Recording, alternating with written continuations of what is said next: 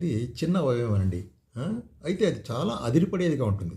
చాలా గొప్పలు చెప్పుకునేది ఉంటుంది. చాలా ప్రమాదం కలిగించేదిగా ఉంటుంది. అనేక సార్లు మన మాటలు మరి మనకు ఎన్నో ఇబ్బందులు కలిగిస్తాయి.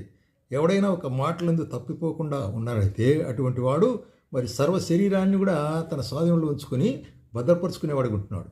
అట్లా లేకుండా మాటలు జారి నోరు ద్వారా శపించి దూషించినట్లయితే ఎట్లుంటుంది? ఈ నాలుక చిచ్చు పెట్టే నాలుగుంటుంది. సాడీలు చెప్పే నాలుగుంటుంది. ఇతరులు లేని వార్తలు మరి స్ప్రెడ్ చేసేటువంటి వార్తగా ఉంటుంది. అట్లాగే దీన్ని ఏమంటారంటే చిన్న నిప్పురవ్వ మరి ఏ విధంగా అడవింతా కాల్చేస్తుందో అదేవిధంగా ఒక చిన్న మాట అనేటువంటిది రూమర్స్ అనేటువంటిది మరి ప్రపంచానంతా కూడా మరి మరి అక్కడ హాని కలిగించేదిగా ఉంటుంది. మనుషులకందరికీ కూడా హాని కలిగించేదిగా ఉంటుంది. ఎందుకంటే ఈ నాలుకతో మనం దేవుని స్తుతిస్తాము, అట్లాగే మనిషిని శపిస్తాం. రెండూ ఒకే దాంట్లో నుంచి వస్తుంటున్నాయి అన్నమాట. కాబట్టి నాలుకను కంట్రోల్ పెట్టుకునేటువంటిది చాలా ప్రాముఖ్యం.